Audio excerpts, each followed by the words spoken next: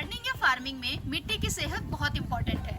अगर मिट्टी की सेहत बिगड़ती है तो हमें अच्छी पैदावार नहीं मिल सकती और हमारे पेड़ पौधे भी धीरे धीरे मर जाएंगे।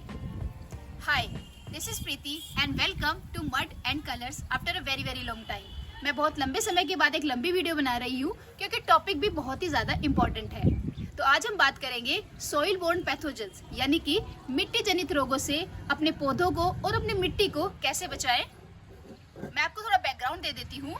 मेरी गर्मियों वाली सब्जियों के पौधे धीरे धीरे सूख के मर रहे थे। मैंने थोड़ी रिसर्च की और पौधे की जड़ निकाल के देखा तो वो गली हुई थी। थोड़ी और रिसर्च करने के बाद पता चला कि पौधे की जड़ों में गांठ पड़ी हुई है, जो कि एक इम्पोर्टेंट इंडिकेटर है कि पौधे में नीमेटोड का इन्फेस्टेशन है।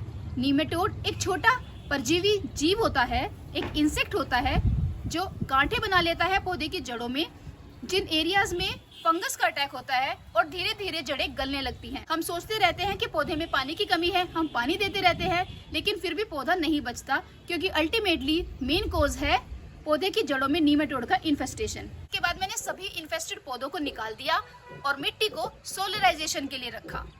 सोलराइजेशन यानी कि मिट्टी को धूप में लंबे समय तक रखना ताकि जो भी परजीव मिट्टी में उपस्थित हैं या उनके छोटे छोटे अंडे वो सभी खत्म हो जाए, नष्ट हो जाएं।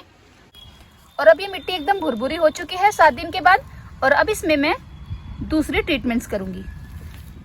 मिट्टी की सेहत को फिर से रीगेन करने के लिए हमें 3 चीजें चाहिए। सबसे इम्पोर्टेंट और सबसे पहला है नीम, जिसमें आती है नीम की हरी पत्तियां, नीम की सूखी पत्तियां, नीम के बीज का छिलका यानी कि उसका हस्क, और नीम की खली। नीम का तेल निकालने के बाद जो खल बचती है ये बहुत ही ज्यादा रिच होती है एंटी माइक्रोबियल प्रॉपर्टीज में, यानी कि ये कीट पतंगे, बीमारी पैदा करने वाले परजीवों को मिट्टी में ग्रो नहीं करने देती। तो ये बहुत ही ज्यादा इम्पोर्टेंट है। दूसरा, हमें मिट्टी में माइक्रोन्यूट्रिएंट्स बढ़ाने हैं, उसके लिए हम ऐड करेंगे वर्मी कंपोस्ट। ये है राख जो कि फास्फोरस और पोटेशियम में रिच होती है, और इसके अलावा नीम की खली में भी बहुत सारे माइक्रोन्यूट्रिएंट्स होते हैं जो मिट्टी को सप्लीमेंट करेंगे। तीसरा, मिट्टी में फाइबर की मात्रा बढ़ाएंगे, जिसके लिए हम कोकोपीट लेंगे, नीम की सूखी पत्तियां जिसके बारे में मैंने पहले भी बता दिया, नीम का हस्क यानी कि नीम के बीज का छिलका, ये हम ऐड करेंगे।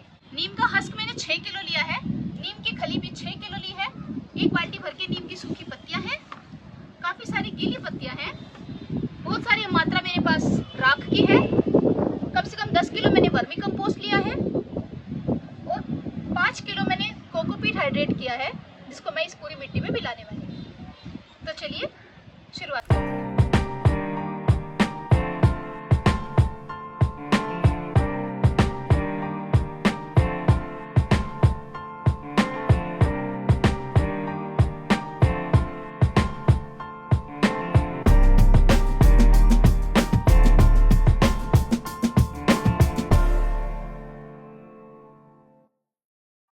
मिट्टी में राख मिलाएंगे। ये चूल्हे की राख है यानी कि उपले या कंडे की राख है, आप चाहे तो लकड़ी की राख भी ले सकते हैं। और राख रिच होती है पोटेशियम और फास्फोरस में, जो कि फिर से मिट्टी को माइक्रोन्यूट्रिएंट्स में रिच करेगी और सॉइल बोर्न पैथोजेंस या परजीवियों को इनहिबिट करने में सहायता करेगी। ये है वर्मी कंपोस्ट। फिर से मिट्टी को माइक्रोन्यूट्रिएंट्स में रिच करने के लिए वर्मी कंपोस्ट बहुत जरूरी है। आप चाहे तो गाय की गोबर का खाद भी ले सकते हैं, या फिर आप घर में बना हुआ किचन वेस्ट कंपोस्ट ले सकते हैं, सीवीड सॉल्यूशन भी ले सकते हैं। मिट्टी में हमने सभी चीजें मिक्स कर दी है। इसके बाद इसको ढक के रख देंगे। टीला बनाने के बाद कुछ दिनों के लिए एक्टिवेट होने देंगे, ताकि अगर कोई नीमेटोड का कीटाणु अवेलेबल है या फिर उसका अंडा भी अगर मिट्टी में है तो वो भी मर जाए। उसके बाद मैं कंटेनर्स में इनको भर दूंगी। मेक श्योर कि कंटेनर्स में ड्रेनेज होल्स बने हो ताकि पानी रिस सके। अगर पानी रुकेगा तो दूसरे तरह की बीमारियां पनपेंगी। इस मिट्टी को आप इस्तेमाल कर सकते हैं सर्दियों की किसी भी सब्जी को उगाने के लिए, फूल उगाने के लिए, फल उगाने के लिए, सीजनल या पेरेनियल, जैसे भी आपकी इच्छा है। So guys, that's all about today's video. अगर आपको वीडियो अच्छी लगी है तो प्लीज़ लाइक, कमेंट, शेयर जरूर करें। अपने दोस्तों के साथ शेयर करें जो इस तरह की प्रॉब्लम्स को फेस कर रहे हैं। गार्डनिंग टफ नहीं है, हम सिर्फ अपनी गलतियों से सीखते हैं और उसके साथ ही आगे बढ़ते हैं। Happy gardening, bye bye, take care.